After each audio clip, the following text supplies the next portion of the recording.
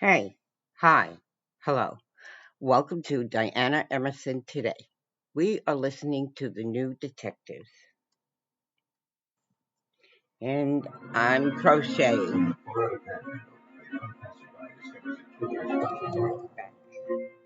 middle chain may be a link to a victim's final hours, but investigators must first confirm the identity from the charred bones if they ever hope to solve the brutal crime. An idyllic backyard in rural Tennessee becomes the backdrop for the unthinkable. A little girl disappears in broad daylight. With every passing hour, police lose hope of ever seeing her alive. But before detectives can prove murder, they must find her body.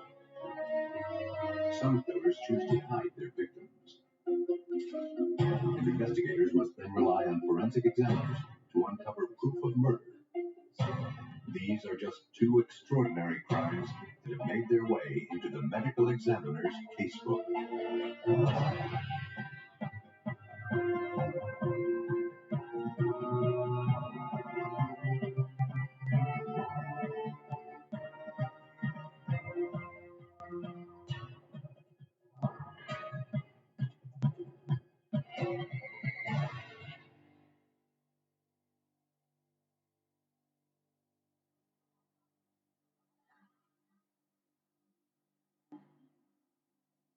In this episode, some of the names have been changed.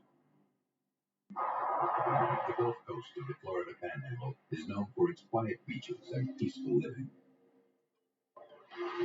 But on March 4th, 1999, Okaloosa County's tranquil lifestyle was threatened.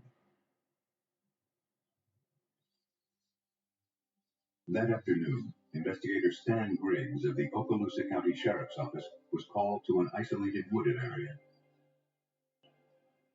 Children discovered a body while playing in the woods. Panicked, a young mother phoned police. In his 15 years with the department, Griggs had never seen anything like it. There was a charred body that was secured to a tree with chains and rope. We actually could not tell definitively if it was male or female.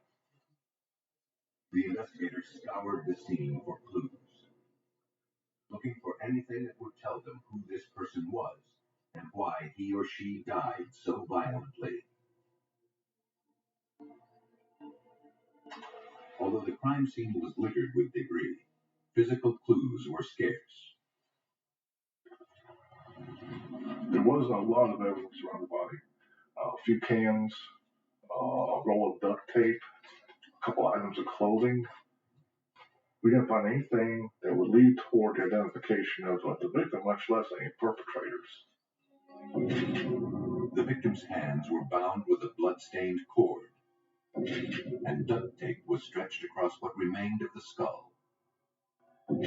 Fragmented bones and tattered clothing were charred beyond recognition. It appeared the victim had been dead for quite some time. There was insect activity that indicated that whoever perpetrated this made more than one visit. The body showed evidence of maggots, a process that normally takes 2 weeks. But the finding posed more questions than it answered. The insects were burned just like the body. Forensic specialist Jan Johnson took samples. It was a puzzle. We couldn't figure out why someone would come back, obviously, a couple of weeks after the person had died to burn the body.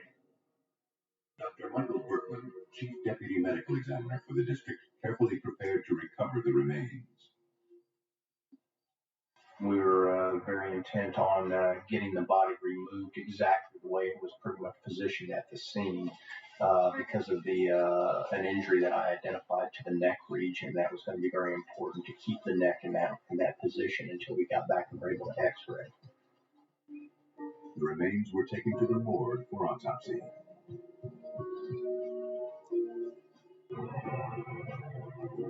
evidence collected at the scene was transferred to the Forensic Science Unit at the Florida Department of Law Enforcement. None of the items found at the crime scene produced anything concrete. Authorities were no closer to identifying the victim or the killer.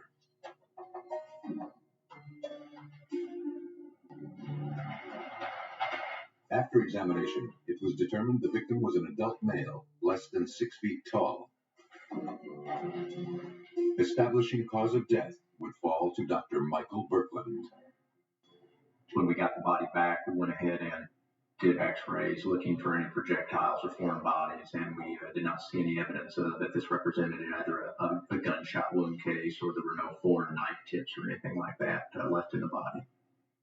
The x-rays showed a number of fractures to the body of the upper extremities, what we call defense injuries, where the arms have been put up to try to ward off blows. There were a number of skull fractures that caused extensive fracturing of the base of the skull. Dr. Berkland believed the victim was killed by a blunt force trauma to the neck. The autopsy report documented a brutal murder, and it also helped establish a sequence of events. If you're transporting a dead body to what we would consider a secondary dump site, there's no need to bind it, gag it, and chain it to a tree. So it was common sense that told us that the body was probably transported there initially live, may have already indeed been injured, because this was a fairly stocky person, and so without subduing him somehow, I would have thought would put up a considerable fight, and certainly you would not have to chain a dead person to the tree. But Dr. Berkland was still puzzled by the insects. There were several populations of maggots present in the body. He concluded from their numbers and their size that the victim had been dead about a month. The most startling revelation was that there was charred maggots, indicating that the maggots had been there for a while, grown up a little bit, and then somebody came back and set the fire. For the investigation, that meant that whoever had brought the body there had came back to the scene again. Fingerprinting the victim was difficult. His hands had been damaged by fire. But there was enough soft tissue on the right thumb to make an impression. Given that one of his fingers was not badly involved in the charring process, we were able to find enough minutia and rich detail, so we were able to have sufficient information from that one